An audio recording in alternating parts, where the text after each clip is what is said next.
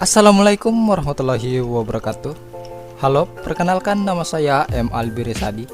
Kali ini saya akan memaparkan bagaimana penerapan fungsi manajemen POAC pada perusahaan Tesla.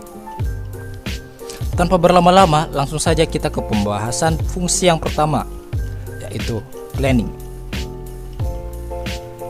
Planning atau perencanaan merupakan dasar yang harus dibentuk oleh perusahaan sebelum perusahaan menentukan apa yang akan mereka lakukan.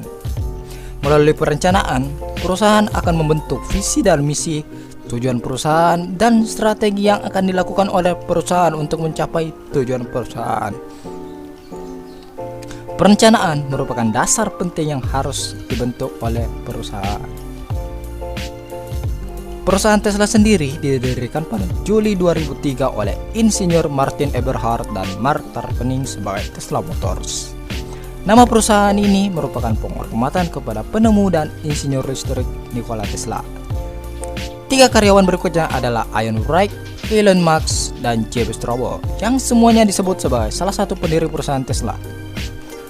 Elon Musk yang sebelumnya menjabat sebagai ketua dan merupakan CEO saat ini mengatakan pada tahun 2006 bahwa tujuan menyeluruh dari Tesla Motors adalah untuk membantu mempercepat perpindahan dari ekonomi hidrokarbon tambang dan bakar menuju ekonomi tenaga surya.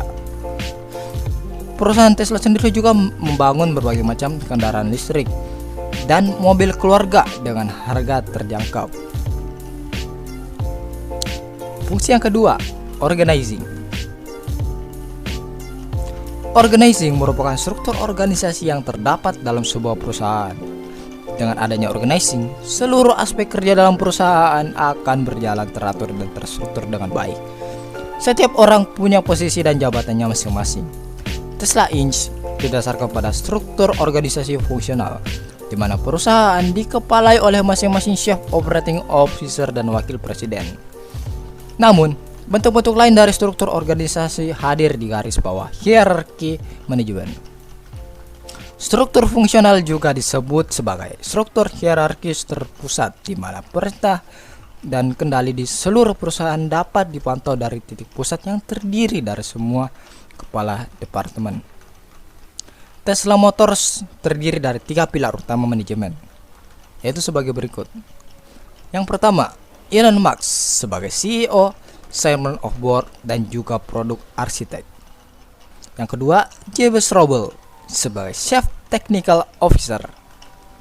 Dan yang terakhir, yang ketiga adalah Deepak Ahuja sebagai Chief Financial Officer.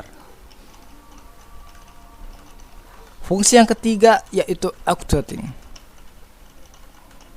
Auditing adalah kegiatan seorang pemimpin dalam mengarahkan dan memberikan suntikan semangat serta motivasi kepada bawahannya agar mampu untuk selalu bekerja dengan efektif, disiplin, dan bertanggung jawab.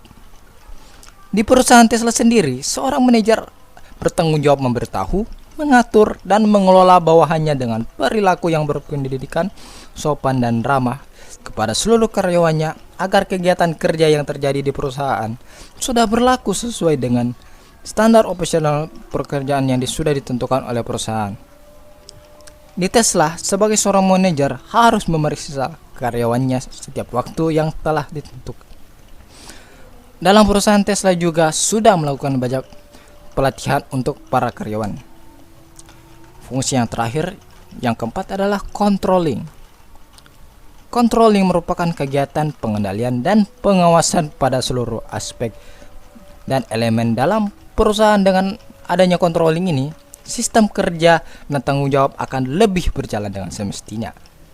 Di perusahaan Tesla sendiri, seorang manajer atau asisten manajer atau chief leader mengontrol karyawannya setiap 90 menit dengan membawa checklist yang berisi standar kerja. Dia mengontrol apakah karyawan di masing-masing section menjalankan tugasnya sesuai standar atau tidak.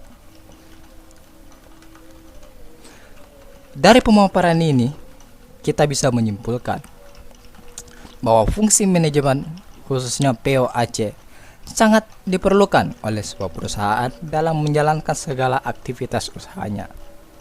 Karena POAC sendiri bisa diartikan sebagai garis besar dari apa saja yang harus dilakukan dan sudah dilaksanakan perusahaan mulai dari perencanaan awal yang memang setiap usaha pasti lakukan, pengorganisasian untuk mengatur setiap fungsi-fungsi karyawan, pengarahan untuk mengarahkan karyawan ke tugasnya masing-masing, dan yang terakhir yaitu pengawasan yang memang diperlukan untuk memastikan semua berjalan sesuai kebijakan.